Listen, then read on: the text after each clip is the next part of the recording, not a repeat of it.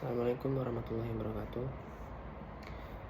Hello everyone, my name is Muhammad Faiz Iqbal, and today I will present my machine learning practical report about neural network using the multilayer perceptron or MLP algorithm. During this presentation, I will explain the objective of the practical work, the dataset, data processing, model training, evaluation, and finally the conclusion. Let's begin. Introduction. Machine learning is a branch of artificial intelligence that allows computer to learn from the data without being explicitly programmed. One of the popular algorithms in machine learning is the artificial neural network, which is inspired by the way the human brain processes information. In this practical session, we use a multilayer perceptron or MLP to classify brace, answer data into two categories: benign, which means non-censorous, and malignant, which means censorous. The purpose of this experiment was to understand how a neural network works, how to prepare the dataset, train the model, and evaluate its performance.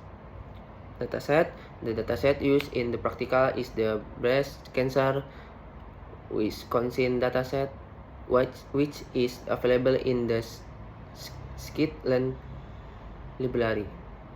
In dataset contains 30 features that describe the characteristic of breast cancer cell. The target variable has two classes: benign, malignant.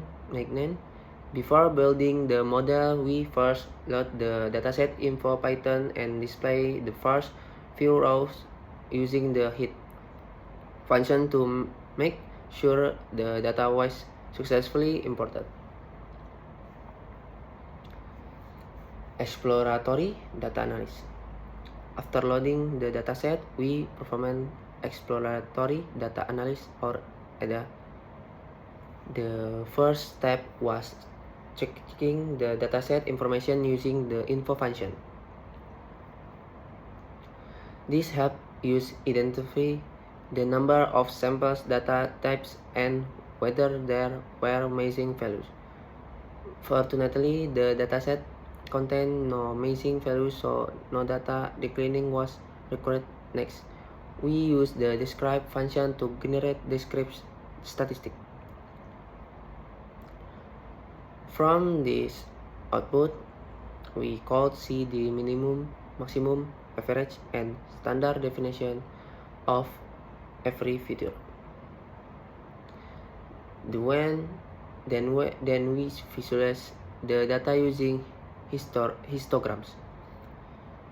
Histogram allow us to observe the distribution of each feature and determine whether the data was normally distributed or skewed. Finally, we created a correlation heat map. The heat map helped us understand the relationship between feature and identify highly correlated variable. EDA is an important step because it helps us understand the dataset before training the model. Data processing. After exploring the dataset, we move on the processing.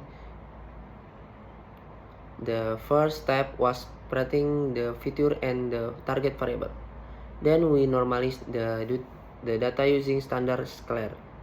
Normalization is very important because neural networks perform better when a feature have similar scales. Without normalization, features with large value could dominate the learning process. After scaling the data, we split the dataset into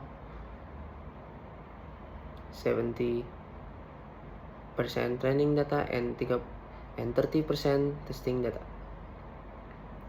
The training data was used to train the model, while the testing data was used to evaluate its performance on unseen data. Neural network model. Next,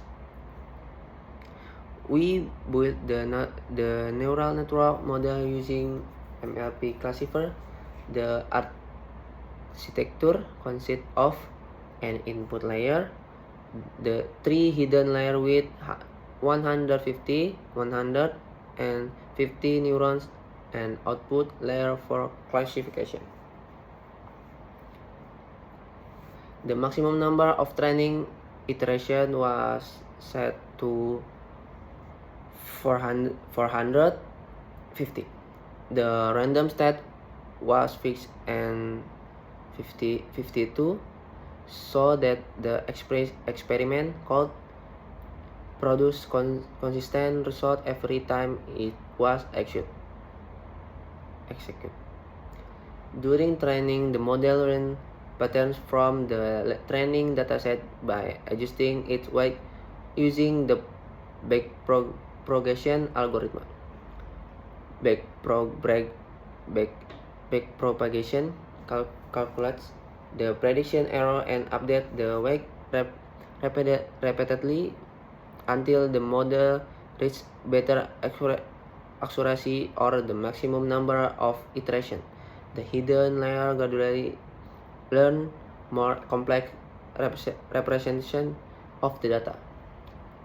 The first hidden layer capture general patterns, while the deeper layer learn more specific features that improve classification performance. Prediction. Once the model finished training, we use the predict function to classify the testing data. The predict labels were then compared with the actual labels. To measure the model performance, we calculate the accuracy score. Accuracy tests use the percentage of correct prediction made by the model. A higher accuracy indicates that the neural network successfully learned the underlying pattern in the dataset. Model evaluation. Besides accuracy, we also evaluate the model using several evaluation methods. The first one was the confusion matrix. The confusion matrix shows how many predictions were correct and how many were incorrect. It also allows use to the identify false positive and false negative, which are very important in medical diagnosis. Next, we analyze the classification report. This report includes 4 important metrics: precision, recall, F1 score, and support. Precision measures of many predict positive cases are actually correct. Recall measures how many actual positive cases were successfully detected. F1 score combines both precision and recall into a single performance metric. Support simple show the number of samples in each class. Finally, we observe the loss curve.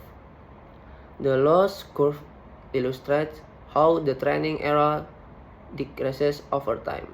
If the curve consistently decreases and eventually becomes stable, it means the model has successfully learned the data and reached convergence. Why multi-layer perceptron? One important question is, why do we use MLP? MLP is capable of learning complex relationships between input features. Unlike simple machine learning algorithms, neural network can model nonlinear patterns, making them suitable for many classification problems. With multiple hidden layers, the model can gradually extract useful information from the dataset, improve prediction accuracy. This make MLP one of the most powerful supervised learning algorithm. Consolation. In consolation, this practical session help you understand how neural network work in solving classification problem. We learned the complete workflow starting from loading the dataset, performing exploratory data analysis, processing that data, training the neural network model, making prediction, and evaluating the result. The use of data normalization and proper trend splitting significantly improve the model performance. The evaluation result including accuracy, confusion matrix, classification report, and loss curve show that the MLP model was able to classify breast cancer data effectively. Overall, the practical valuable experience in applying machine learning techniques to real-world classification problems. That is the end of my presence. Thank you very much for your attention. Assalamualaikum warahmatullahi wabarakatuh.